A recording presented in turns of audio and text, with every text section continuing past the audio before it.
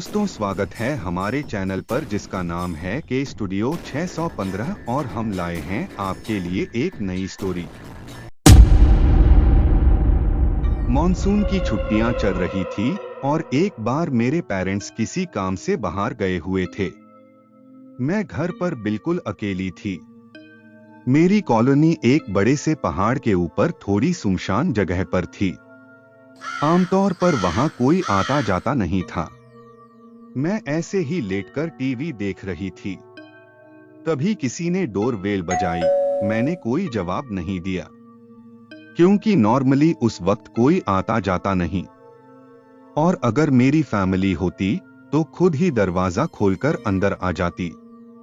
तो दूसरी बार भी घंटी बजी, लेकिन मैंने फिर भी ध्यान नहीं दिया।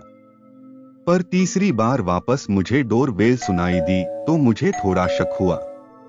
मेरे घर के प्रवेश पर एक बड़ा सा लकड़ी का दरवाजा है और चारों तरफ दीवारें हैं, तो इस वजह से बाहर देखने का कोई भी जरिया नहीं है। इसका मतलब बाहर से भी कोई पता नहीं कर सकता था कि हम अंदर हैं भी या नहीं, जब तक हम बहुत जोर से शोर न मचा रहे हों।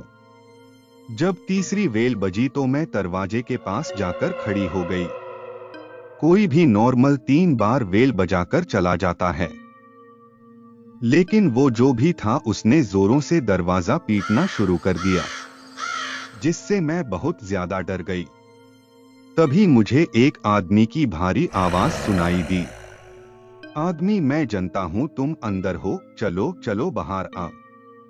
उसकी आवाज सुनकर मेरा दिल घबराहट के मारे दहल उठा। मैं यही सोचे जा रही थी कि उस आदमी को कैसे पता चला कि मैं अंदर हूं। एक लंबी खामोशी के बाद वो वहां से चला गया, लेकिन फिर भी मेरे अंदर इतनी हिम्मत नहीं थी कि मैं दरवाजा खोल के बाहर देख पाऊं। उसके बाद मैंने मम्मी पापा को कॉल किया और उनसे पूछा कि क्या कोई घर आने वाला था। उन्होंने मना किया कि नहीं, कोई भी घर नहीं आने वाला था। मैंने कुछ देर उस आदमी के बारे में सोचा, लेकिन फिर मैं वापस टीवी देखने लगी। 2 घंटे बाद फिर से डोरबेल बजी। मैं फिर से डर गई। इस बार मैं सहम उठी और मैंने टीवी की वॉल्यूम एकदम कम कर दी। इस बार मैं धीरे से पियानो रूम की तरफ गई और खिड़की से बाहर देखने लगी। मैंने उस रूम की खिड़की से देखा कि बाहर कौन था। वहां दरवाजे पर एक अजीब सी दिखने वाली औरत काले कपड़ों में खड़ी थी। काले हील वाले जूते, एक काली ड्रेस और एक बड़ी सी काली टोपी, और उसके बाल डार्क ब्राउन कलर के थे, और उसका चेहरा उसकी टोपी से लटके जाली से ढका हुआ था। बस मुझे उसके चमकते लाल होंठ और उसकी बेहद डरावनी हंसी दिखाई दे रही थी। उसके साथ एक लंबा सा आदमी खड़ा था। उसने भी एक काले रंग का सूट पहना हुआ था। उसके चेहरे पर एक बहुत भयानक सीरियसनेस थी, लेकिन मुझे उस आदमी से इतना डर नहीं लग रहा था जितना उस औरत को देखकर लग रहा था।